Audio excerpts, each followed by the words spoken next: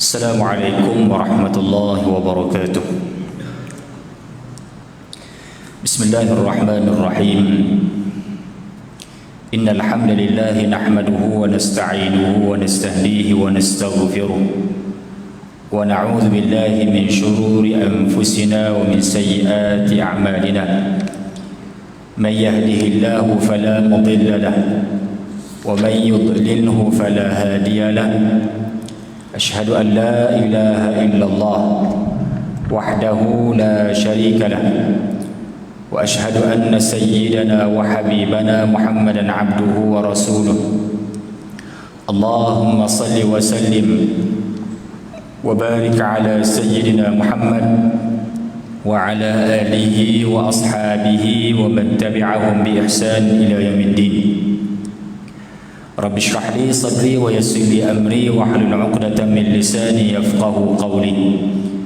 اللهم ارزقنا فهم النبيين وحفظ المرسلين وإلهام الملائكة المقربين واهدنا بهداية العارفين. اللهم رب يسر ولا تعسر فإن تيسير كل عسير عليك يسير. اللهم رب تمم بخير. أما بعد. Yang dihormati seluruh tuan kuasa masjid, perpegawai, tuan guru, pimpinan masyarakat, muslimin dan muslimat yang dirahmati Allah Subhanahu wa taala sekalian. Alhamdulillah, syukur pada Allah Subhanahu wa taala kerana dengan limpah kurnia-Nya pada malam ini kita dapat sama-sama berada di dalam rumah Allah. Mudah-mudahan Allah Subhanahu wa taala memuliakan kita dengan majlis ilmu ini, dan Allah Subhanahu wa taala memasukkan diri kita semua dalam golongan orang-orang yang terbaik, orang-orang yang dikehendaki kebaikan pada dirinya. Kerana disebutkan dalam satu riwayat yang berbunyi, "May yuridillahu bihi khaira yufaqihu fid din." Barang siapa yang Allah Subhanahu wa taala kehendakkan kebaikan kepada dirinya, maka Allah Subhanahu wa taala akan berikan kefahaman agama kepada dirinya. Maka tuan-tuan yang dirahmati Allah Subhanahu wa taala, insya-Allah pada malam ni kita akan meneruskan pengajian kita berkaitan dengan ilmu tentang fardu ain. Ilmu tentang kefarduan yang jadi wajib atas kita. Ya, ain ni bermaksud atas individu. Kalau fardu kifayah maknanya fardu yang memadai untuk satu kumpulan. Seorang buat cukup. Macam uruskan jenazah itu dikenali sebagai fardu kifayah. Solat tu fardu tetapi dia kifai, dia bukan aini. Kifai bermaksud cukup dengan ada seorang buat, sudah hilang kefarduan untuk yang lain. Ya, ain bermaksud individu. Bukan bermaksud dalam semua ilmu fiqh itu ialah fardu ain, tidak. Tak semua ilmu fiqh itu ialah fardu ain. Kena faham yang ni. Ya, sebab dalam ilmu fiqh ni dia ada ilmu yang berbentuk kifayah. Ya, ada yang tak dituntut lagi. Contoh, contoh kalau kita tak mau berkahwin, maka tidak difardukan, tidak diwajibkan untuk kita belajar tentang perkahwinan. Tetapi bila mana kita nak kahwin, maka ketika itu wajib untuk kita belajar tentang kahwin, fardu ainnya. Ya, tanggungjawabnya, nafkahnya dan sebagainya. Maka dalam bab yang kita nak belajar malam ni, ia berkaitan dengan fardu ain. Apa itu tuan-tuan? Iaitu berkaitan dengan sembahyang. Maka sembahyang itu fardu. Fardu yang macam mana? Iaitu fardu ain. Kita sembahyang memang fardu. Ada sembahyang 5 waktu, ada sembahyang sunat. Maka nak sembahyang ini mesti kena ada ilmu. Maka ilmu itulah yang dikenali sebagai ilmu fardu ain. Jadi tuan-tuan yang dirahmati Allah, malam ni kita nak sambung perbahasan kita, pengajian kita dalam kita membahaskan rukun yang ketujuh daripada sembahyang.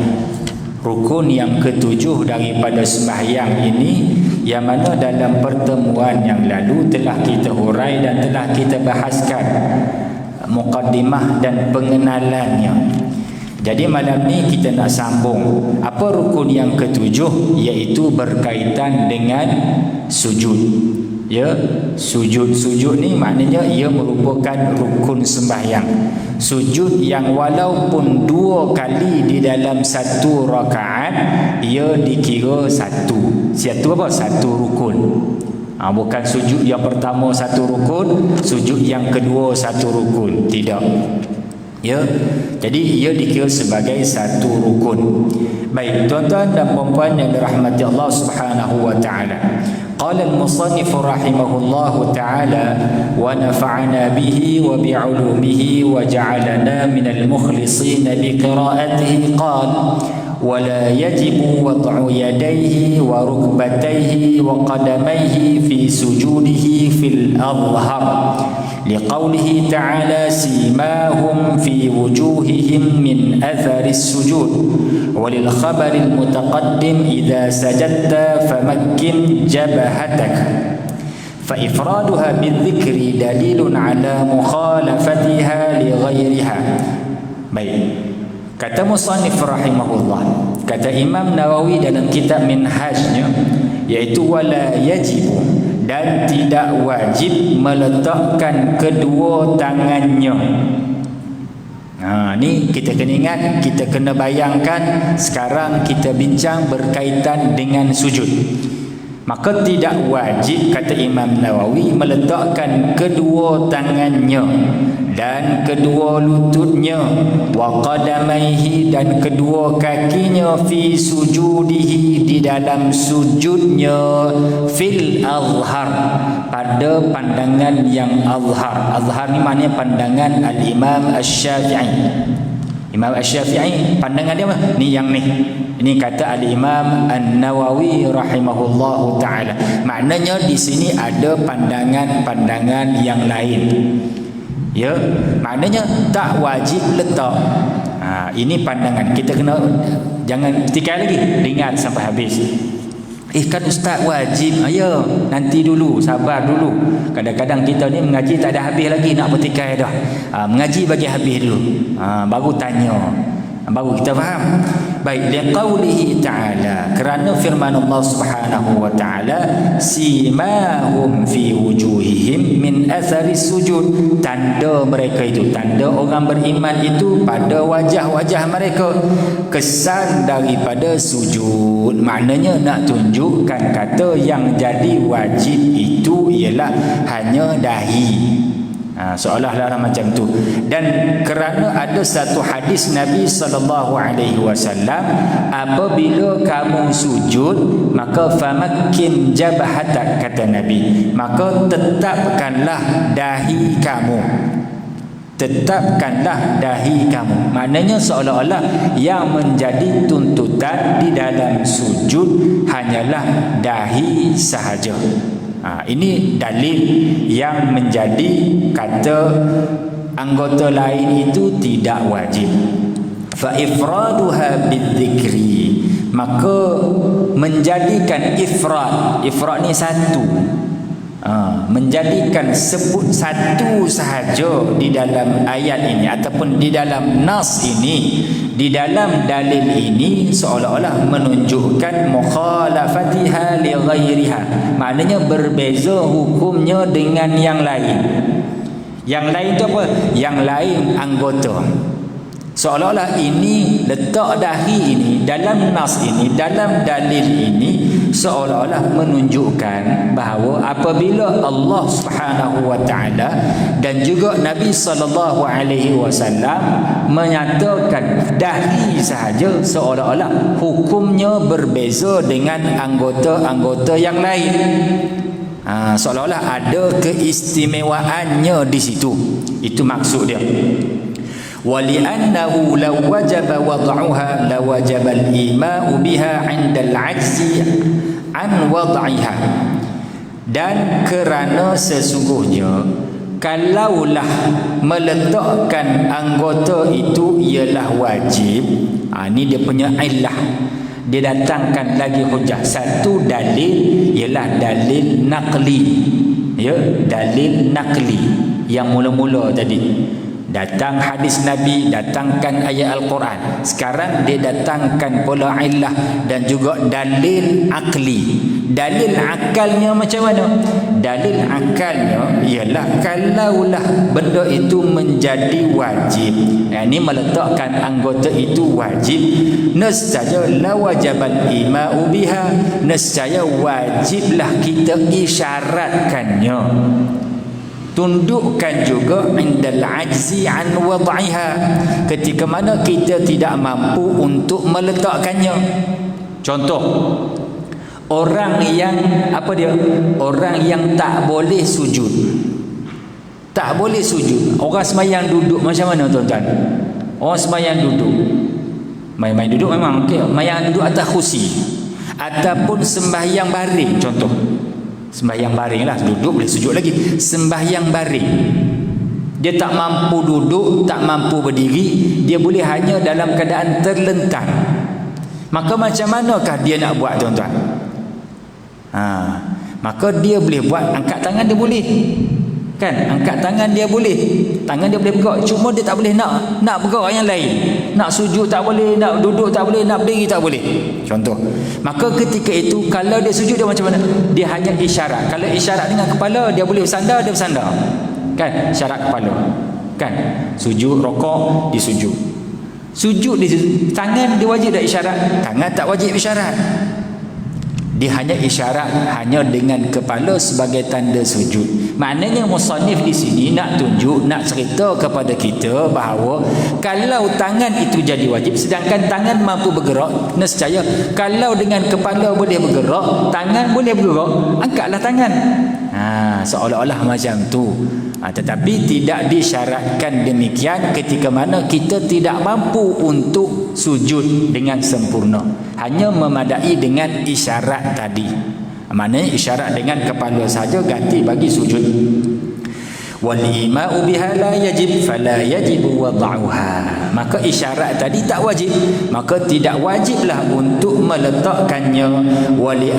Wali'anna al-maqsud minhu wali'anna al-maqsud minhu wad'u asyrafil a'dha'i ala mawadi'il aqdam wa huwa khasisun bil jabhat.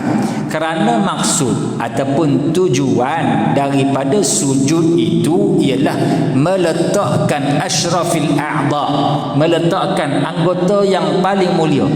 Kita ni dalam tubuh badan apa yang paling mulia? Muka kita, kan? Orang duduk atas kaki kita, kita tak rasa. Duduk atas tangan tak rasa, duduk atas muka kan? Sebab apa? Sebab tempat yang paling mulia dalam tubuh badan kita ni muka lah. Muka ni lah orang kenal kita. Nak kenal dia ni nama siapa, Din ke Pak Lan, contoh. Pak Din ke Pak Lan ni, tengok di muka, orang tak tengok di tangan, tak tengok di jari, tak tengok di tempat lain. Orang nak kenal macam tu. Maka muka ni jadi tempat yang paling mulia bagi kita sebagai manusia. Maka tuan-tuan yang dirahmati Allah Subhanahu wa taala, maka tujuan daripada sujud itu ialah untuk meletakkan anggota yang paling mulia ke tempat kaki. Kan kita sujud ni ke tempat orang pijak semua ni. Tuan-tuan, kita macam mana pun tuan-tuan, sekarang ni alhamdulillah ada sejadah, kita khusus ada bahagian atas, ada bahagian bawah. Tapi kalau atas kapek ni, semua tempat orang pijak ni, Tok Siok berapa kali lalu lah tuan-tuan. Kan duk vacuum masjid tuan-tuan ni, kapek tuan-tuan ni, kan? Dia duk vacuum, kaki Tok Siok dah pijak, kita sujud situ. Mulia tak mana kita ni? Hebat macam mana kita ni? Nak sombong apa kita ni? Dengan kedudukan kita, dengan pangkat kita, tak ada mulia pun. Tempat kita sujud tu, itulah tempat orang pijak. Itu matlamat daripada sujud. Jadi sebab tu dikatakan yang khusus matlamat, apabila matlamat daripada sujud itu ialah untuk meletakkan yang mulia, maka yang wajib diletak ialah dahi. Dahi itu kan tempat yang mulia kita, kan? Kita letak di situ. Maka itulah tujuan bagi sujud. Itu dari sudut dalil, dari sudut akal kita. Qultu, kata al-Imam An-Nawawi rahimahullah, dia datangkan satu pandangan. Maknanya apa dia? Kalau ada orang yang tidak meletakkan tangan dia sujud, dia letak tuan-tuan, letak dahi saja. Macam mana letak dahi saja ni tuan-tuan? Nak sujud macam mana ni agak-agak tuan-tuan? Letak tapak kaki, pam, dia letak dahi. Lutut tak letak, tangan tak letak. Macam mana tuan-tuan?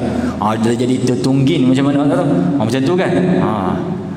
Kaki tak boleh nak bayang. Nak buat contoh pun rasa macam tak elok sangat tuan-tuan. Kalau ada volunteer nak tolong tunjuk, silakan, tak ada masalah. Letak kepala, jangan letak tangan, jangan letak lutut. Ini contoh dalam kitab fiqh, bukan suruh buat. Nanti ada pula sembahyang isyak, nanti ada orang makmum pergi buat, imam tak buat dah, tak gamak nak buat. Tuan-tuan nak buat silakan. Jadi nak cerita dari sudut hukum, ada pandangan yang mengatakan bahawa tidak wajib. Yang wajib hanyalah letak dahi sahaja. Kata al-Imam An-Nawawi rahimahullahu ta'ala, al-azhar wujubuhu, yang zahir sebenarnya ialah wajib, kata al-Imam An-Nawawi rahimahullah. Maknanya ini pandangan yang ditashihkan oleh al-Imam An-Nawawi rahimahullahu ta'ala. Maknanya wajib juga kita letak. Tapi kalau tuan-tuan nak mukhalafah, silakan. Ada dalil, akalnya ada, naklinya ada. Akli pun ada, nakli pun ada. Tapi yang sebenarnya inilah pandangan yang sebenar, kata Imam An-Nawawi, iaitu wajib untuk kita letak. Apa dalilnya? Dalil juga mesti ada. Nak lawan, bila datangkan dalil, nak balas balik, datangkan dalil. Kita hari ni, bila mana orang datangkan dalil demikian-demikian, kita tak boleh jawab, kita maki tuan-tuan. Itu yang silap kita ni. Tak boleh jawab dengan dalil, kita pergi maki. Tak boleh jawab, kita pergi hina dia. Kita tak boleh jawab, kita pertikaikan. Dia ni apa, dia mengaji tak habis. Kita jawablah dengan dalil. Apa dalilnya? Maka dalilnya, kata al-Imam An-Nawawi kata Al-Khatib Asy-Syarbini, li khabaris sahihain, kerana ada khabar yang sahih, yang jelas disebutkan bahawa umirtu an asjuda ala sab'ati a'zum ala al-jabha wa asyara biyadihi ila anfihi wal yadaini wal rukbataini wa atrafil qadamain. Kerana ada satu hadis yang sahih yang diriwayatkan oleh Imam Bukhari dan Muslim bahawa Nabi SAW bersabda, aku diperintahkan an asjuda, untuk aku sujud, ala sab'ati a'zum, atas 7 anggota, atas 7 tulang, alal jabhah, atas dahi. Macam mana? Kemudian Nabi isyaratkan alal jabhah, Nabi isyaratkan pada wa asyara biyadihi ila anfi. Biyadihi ila anfi. Al jabhah Nabi tunjukkan macam tu. Turun. Maka di sini berlaku khilaf tuan-tuan. Dalam setengah pendapat kata wajib letak dahi dan juga hidung. Mazhab Syafi'i macam mana? Mazhab Syafi'i tak. Mazhab Syafi'i kata hanya dahi sahaja, sebab Nabi isyaratkan dengan mulut, sebut jelas alal jabhah, dahi, dan Nabi isyaratkan 2 tangan, 2 lutut dan ujung jari kaki. Wa atrafil qadamin, hujung 2 jari kaki. Maknanya paling kurang inilah, mana bukan paling kurang, inilah yang dikenali sebagai anggota sujud. Nabi diperintahkan, maknanya benda ini adalah wajib. Ini dalilnya. Wa innama lam yajibul ima'u biha 'inda al-'ajzi wa takribiha min ardi kal jabhah li'anna mu'azzama as-sujud wa ghayatul khudu' bil jabhah dunaha.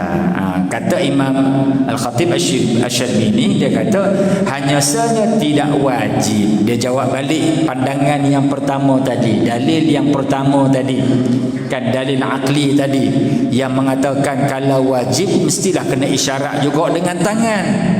Kan? Dia kata hanya saja tidak wajib untuk isyaratkan tadi ketika mana tidak mampu dan mendekatkannya dengan tanah, dengan bumi, seperti mana dahi kerana kebanyakan sujud. ataupun matlamat ialah wa ghayatul khudu' dan tujuan untuk merendahkan itu dengan jabhah, dengan dahi, dunaha, tanpa dengan anggota yang lain. Wa yakfi wad'u juz'in min kulli wahidin min hadhihi al-a'dha' kal jabhah. Dan memadai meletakkan sebahagian daripada setiap satu daripada a'dha' ini seperti mana dahi. Jadi maknanya di sini cukuplah dengan dahi itu sahaja ketika mana tidak mampu untuk letak.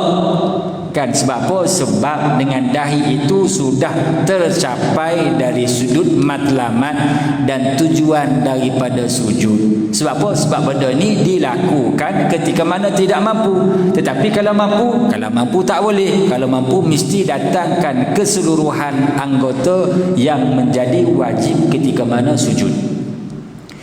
Baik, tuan-tuan yang dirahmati Allah. Kemudian musannif rahimahullah taala datangkan masalah yang lain, perkara yang lain untuk dibincangkan. Wal ibratu fil yadain bi batnil kaffi sawa'un al asabi' war rahah. قاله في المجموع وفي الرجلين ببطن الأصابع فلا يجزئ الظهر منها والحرف. Dan dikira al-yadan itu ila bibatnil kaffi, dan dikira dua tangan yang wajib letak itu. Kan tadi kita bincang wajib tak wajib, sekarang ni Imam Nawawi kata wajib. Sekarang ni yang wajib kata tangan itu macam mana? Kan Nabi kata ila anfi wal yadain, Nabi isyaratkan dua tangan. Tangan itu yang kata tangan itu macam mana? Tangan itu ialah bibatnil kaffi, iaitu dengan tapak tangan. Tapak tangan min batn, dipanggil batn, ni bahagian ni dipanggil batn, perut tangan. Ni lagi panggil belakang tangan, ni perut tangan. Iaitu merangkumi al-asabi' war-rahah. Ni panggil ar-rahah. Ni ar-rahah ni panggil dengan al-asabi'. Yang tengah tu dipanggil dengan ar-rahah. Ya, maka itulah yang dikenali sebagai bibatnil kaffi. Letak tapak tangan. Okey. Qalahu fil majmu'. Inilah yang disebutkan di dalam kitab Majmu' al-Imam An-Nawawi. Wa fil rijlain, dan pada kaki, yang dimaksudkan dengan letak kaki itu apa dia? Bi batnil asabi'. Iaitu dengan perut jari jemari. Yang kata kaki itu ialah dengan perut.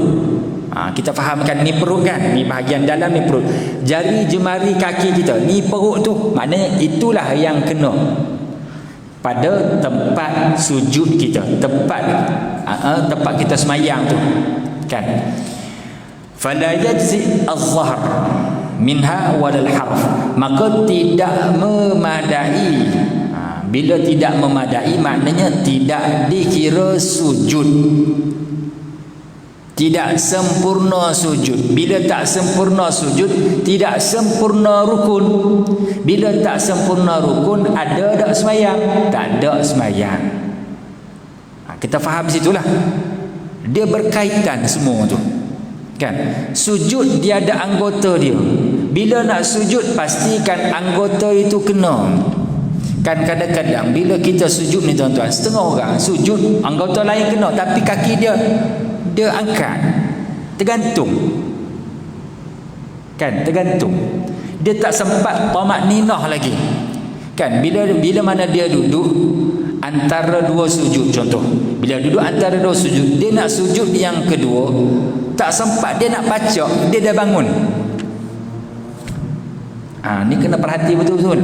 Sebab anggota tujuh kita ni mestilah ketika mana kita sujud itu dan kita tamakninah dalam keadaan kita sempurna letak anggota. Itu yang diminta. Letak anggota kena semua sekali. Apa dia? Yang batnil kaffi, batnil qadamain, batnil asabi', kaki itu perut kaki, perut jari jemari kaki itu kena ketika mana kita sujud tu kena. Kalau tak kena, mengikut pandangan Al-Imam An-Nawawi rahimahullahu ta'ala, maknanya sembahyang dia tidak sempurna. Sebab apa tak sempurna? Sebab tak sempurna rukun. Apa rukun? Iaitu sujud. Walaupun ada pandangan tadi kalau tuan-tuan datang mengaji, tahu dah. Yang tak datang mengaji, tak tahu. Dia main buat je tuan-tuan. Baik. Fala yajzi az-zahr, maka tidak memadai belakang. Ini panggil az-zahr. Tak memadai belakang. Letak kaki jari tu tak macam tu saja. Belakang kena bahagian kuku. Nak tunjuk belakang payah tuan-tuan. Belakang kena kuku ataupun tepi. Kaki macam tu letak tepi macam tu saja. Tak boleh. Bahagian tepi tu tak dikira sebagai batan. Dikira sebagai tepi. Wal harfi wala yajibu kashfuha, dan tidak wajib mendedahkannya. Maknanya apa mendedah ni? Tak wajib tuan-tuan. Kalau tuan-tuan pakai stokin yang lelaki dah ni, ya, wala yajibu kashfuha, dan tak wajib mendedahkannya. Maknanya kalau tuan-tuan pakai stokin tak mau buka stokin pun tak apa. Ini untuk lelaki. Perempuan kenalah tutup, kan? Perempuan kena. Yang ni lelaki, stokin kena buka, tak payah buka. Bal yukrah, bahkan makruh kita membuka kedua lutut, kashfur rakbatain, li'annahu yufdi ila kashfil aurah. Kan lutut ni, lutut aurat dah lutut. Tuan-tuan, lutut aurat ke dah? Allahu Akbar. Kita ni dah tak ramai dah tuan-tuan. Harap-harap adalah jin tolong jawab. Okey, tuan-tuan yang dirahmati Allah, lutut aurat tak? Lutut tidak aurat. Lutut tidak aurat. Lutut ialah sempadan penyempurnaan aurat. Sama juga dengan pusat. Pusat itu ialah sempadan penyempurnaan aurat. Okey, jadi sempadan inilah yang menjadi, kalau kita tutup, menyempurnakan penutupan aurah kita. Aurat, aurah tak faham tak? Aurat kita tu, maka sempurna auratnya di situ. Tutup dengan cara kita tutup pusat kita, kita tutup lutut kita. Jangan dah main dedah aja tuan-tuan. Kan? Mentang-mentanglah sadu, mentang-mentanglah six pack, jangan main dedah aja. Sebab pusat dia terdedah, nampak pusat saja dah, dia kadang-kadang bawah lagi. Yang tu masalah. Yang tu nampaklah aurat. Baik, hatta aurat ni kita sebut aurat sikit kan. Hatta dalam rumah kita, kita sebagai ayah, kan, kita sebagai ayah lah biasa nampak pusat ni. Mak jarang. Kalau mak buat ni masalah tuan-tuan. Ayah lah biasanya. Yang jadi bapak-bapak ni, kan, suami-suami, ayah-ayah ni, daddy-daddy ni, pusat ni anak tengok terdedah, terjengui tuan-tuan. Aurat dah. Aurat tu dedah nampak. Dia bukan buka pusat saja, bawah tu nampak. Perut dah besar, kan, turun bawah sikit pakai seluar, kan, pula seluar pendek dalam rumah, nampak paha. Anak tengok aurat dah. Aurat tuan-tuan. Walaupun ia adalah dikira sebagai dosa kecil, tapi dosa kecil yang berterusan kita buat. Maka bila dosa kecil yang berterusan, berkekalan kita buat, maka termasuklah seseorang itu sebagai orang yang fasik. Ya, mengekali dosa kecil dan melakukan dosa besar. Ini di antara ciri-ciri orang fasik. Jadi tuan-tuan yang dirahmati Allah, janganlah sampai kita dedahkan benda ni. Hatta dengan adik-beradik kita, yang boleh tengok aurat kita siapa dah? Isteri kita, suami kita sahaja. Yang lain mahram, dia ada perbahasan lah. Ada mahram untuk orang perempuan, dia ada beza. Orang lelaki dia tetap pusat ke lutut. Apa pusat sampai lutut. Tolong jaga dalam rumah kita. Hatta dalam rumah. Hak pergi jogging itu satu hal dah, kan. Hak dalam rumah ni, boleh jaga dalam rumah, insya-Allah di luar dia jaga. Baik, tuan-tuan yang dirahmati Allah Subhanahu wa taala, maka makruh mendedahkan dua lutut Dedahkan ni macam mana tuan-tuan? Bukan pergi selok. Maknanya kita ni angkat.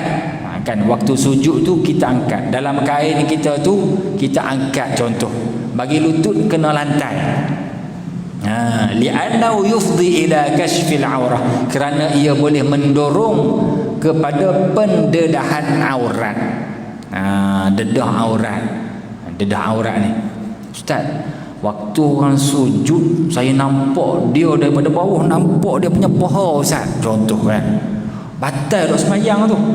Kan kita pakai kain tuan-tuan. Pakai kain pelekat ni kan waktu sujud kan. Nampak tak? Kalau orang tu jenis kangkang luas, nampak tak? Nampak tuan-tuan. Batal tak sembahyang? Batal tak sembahyang agak-agak. Nampak paha tu. Pernah tak terfikir? Tuan-tuan pernah tak terfikir? Dia ni Pak Haji ni sujud, atau Pak Haji sujud tengok kaki kangkang luas, kain cekang elok tuan-tuan. Tambah-tambah yang jadi badan berisi kan, kain cekang tu kan, nampak daripada belakang, nampak paha dia. Kalau orang jalan jauh nampak paha, nampak aurat tu. Nampak aurat daripada sudut bawah tak apa. Yang tak boleh ialah nampak aurat dari sudut daripada pihak atas. Atas tak boleh. Atas ni kan, sebab tu Tok Guru dulu dia jaga ni tuan-tuan. Atas ni kalau tuan-tuan pakai baju longgar, kan longgar kan, waktu rokok tu jaga. Kalau kita pakai kain plekat, pastikan kain plekat tu atas sikit pada pusat kita. Sebab kalau kita rokok, dia akan terdedah sini. Dedah sini dia akan nampak bahagian dalam ni. Maka itu boleh menyebabkan batal sembahyang kita. Ya, jaga elok-elok Jadi kain tu pakai seluar tak apalah. Pakai seluar pun tengoklah juga. Setengah orang dia pakai di bawah, pakai kain angkat sikit biar atas daripada pusat kita, walaupun berada di dalam pakaian kita. Kan? Jaga elok-elok. Baik, tuan-tuan yang dirahmati Allah Subhanahu wa taala. Wa qila yajibu kashfu batinil kaffain akhdhan bi zahiri khabar Khabbab sabiq. Dan dikatakan wajib untuk mendedahkan batinil kaffain, mendedahkan tapak tangan, berpandukan daripada zahir hadis Nabi SAW seperti mana yang dikhabarkan oleh sahabat Nabi namanya Khabbab. Khabbab dalam hadis yang lalu, kan dalam pertemuan yang lalu telah kita sebutkan. Apa dia tuan-tuan? Mereka mengadu, syakauna ila Rasulillah sallallahu alaihi wasallam. Kami mengadu pada Nabi sallallahu alaihi wasallam tentang panas tanah. Panas tanah. Waktu sujud kan kena tanah. Masjid Nabi ni panas tuan-tuan, tanah kan. Kita fahamlah cuaca tanah haram Madinah ni macam mana. Panas tadi kena fi jibahina wa akufina, dahi kami dan juga tapak tangan kami. Falam yushkina, dan Nabi tidak peduli pun. Maknanya nak tunjukkan kata panas macam mana pun tetap kena sujud di atas tempat sujud dan letakkan dahi serta letakkan tangan. Maka berpandukan daripada hadis tersebut, ada ulama mengatakan bahawa ia adalah wajib supaya didedahkan. Maknanya kalau kita sembahyang tak boleh pakai sarung tangan. Sujud tu tak boleh pakai sarung tangan. Ini satu pandangan mazhab Hanafi, dia mengguna pakai pandangan ini. Waktu sujud tangan mesti terdedah. Tak boleh guna sarung tangan. Pergi negara sejuk, nak sujud kena buka tuan-tuan. Nak sujud, nak sembahyang kena buka sarung tangan. Maka dijawab oleh Khatib Asy-Syarbini بأن قوله فيه فلم يشكنا في مجموع الجبهة والكفين، وأيد بما رواه ابن ماجه أنه صلى الله عليه وسلم صلى في مسجد بني الأشهل وعليه كساء ملفع به يضع يديه عليه يقيه الحصى. Baik, disokong, disebutkan dalam satu riwayat yang lain, dalam riwayat Ibn Majah, bahawa Nabi SAW pernah sembahyang di satu masjid Bani Ashhal, iaitu Nabi SAW meletakkan satu kain di atas tubuh baginda, dan Nabi letakkan tangan tersebut di atas kain tersebut. Maknanya Nabi letak tangan atas kisah ada kain yang menjadi hamparan Nabi SAW, yang mana Nabi letak tangan di atas kain tersebut kerana mengelakkan daripada kena batu kerikil. Sakit tangan tu nak letak tu. Maknanya di sini menunjukkan bahawa tak ada masalah pun untuk pakai sarung tangan ketika mana kita sujud. Ini pandangan yang diambil di dalam mazhab Asy-Syafi'i. Wa yusannu kashfuhuma, cuma sunat untuk kita keluar daripada khilaf ini dengan cara kita buka sarung tangan tadi. Pergi negara sejuk, tuan-tuan, bukalah sarung tangan tadi, keluar daripada khilaf. Wa kashfu qadamaihi haitsu la khuffa, dan begitu juga mendedahkan dua kaki selagi mana tidak ada khuf. Kalau pakai khuf, kalau buka rugilah tuan-tuan. Khuf ni tujuannya supaya tidak sejuk. Khuf ni kalau kita buka habislah hukum khuf. Hukum hakam khuf. Kita tahu nanti hukum hakam khuf nanti kita akan bincang. Wa yahsulu tawjihu asabi'ihima lil qibla bi an yakuna mu'tamidan ala butunihima. Dan terhasilnya menghadap asabi'ihima lil qiblah, terhasilnya menghadap jari jemari itu ke kiblat, bahawasanya dia i'timad ala butunihima, maknanya dia tekan atas kedua tapak tangan tadi, maka itu dikira sebagai menghadap kiblat. Summa mahallu wujubi wad'i hadhihi al-a'dha idza lam yata'azzar wad'u shay'in minha wa illa fayasqut al-fardh. Maka terhasil wajib meletakkan anggota-anggota ini ialah apabila dia tidak ta'azzur, tidak ada keuzuran. Kalau ada keuzuran, maka terhalang, tergugurlah kefarduan. Macam orang semayang sakit belakang, tuan-tuan, tak boleh letak, kan? Dia boleh semayang berdiri saja, maka berdirilah dia. Rokok tak boleh, macam kita cerita sebelum ni kan, rokok tak boleh, sujud pun tak boleh. Dia semayang berdiri saja. Nak rokok dia macam mana? Isyarat dengan kepala, kan? Kepala. Allahu Akbar, Sami Allahu liman hamidah, Allahu Akbar. Rendah sikit daripada rokok. Boleh tak tuan-tuan? Boleh. Dia bagi salam dalam keadaan berdiri.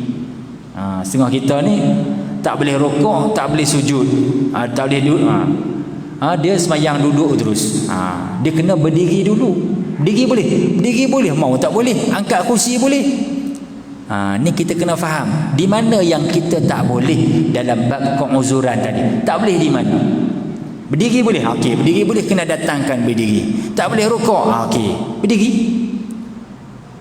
Tak boleh rukuk, berdiri. Berdiri boleh? Berdiri boleh. Bila rukuk tak boleh, sujud lagi bayar, kan? Maka cukup dengan berdiri. Semayanglah berdiri sampai habis. Kena faham dalam bab keuzuran ni, di mana yang kata kita ni uzur, tuan-tuan. Baik.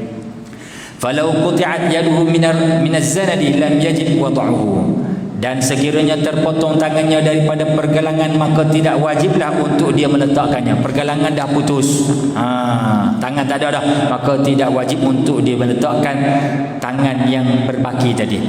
Sorry, seminit lagi. Wala wad'u rajulin quti'at asabi'uhu li fawti mahall fardi, dan begitu juga tidak wajib meletakkan kaki yang terpotong jari jemarinya, kerana telah hilang dari sudut tempat yang fardu. Tempat fardu tak ada, maka tak wajiblah untuk kita letak. Tak wajib untuk kita letak, kan? Samalah juga dalam bab wudu. Bab wudu dia lain. Bab wudu kita wajib basuh lagi mana berbaki, kan? Potong sini wajib basuh sebaki, potong sini wajib lagi basuh baki, potong sampai siku maka wajib basuh orang kata tempat potong tu, kepala tu, potong atas ni sunat dah. Nak basuh atas tu. Jadi tuan-tuan yang dirahmati Allah Subhanahu wa taala, waktu Isyak pada masuk, sekadar ini dulu untuk perkongsian kita. Pada pertemuan akan datang kita akan bincang satu permasalahan iftiradi. Musannif bawa satu masalah. Kalau seseorang itu lahir jenis kembar siam, kepala ada 2, tangan ada 4, kaki ada 4, dia nak sujud macam mana? Nak sujud macam mana? Yang ni kita bincang dalam pertemuan yang akan datang. Wallahu a'lam. Wa sallallahu ala sayyidina Muhammad wa ala alihi wa sahbihi wasallam. Walhamdulillahirabbil alamin. Assalamualaikum warahmatullahi wabarakatuh.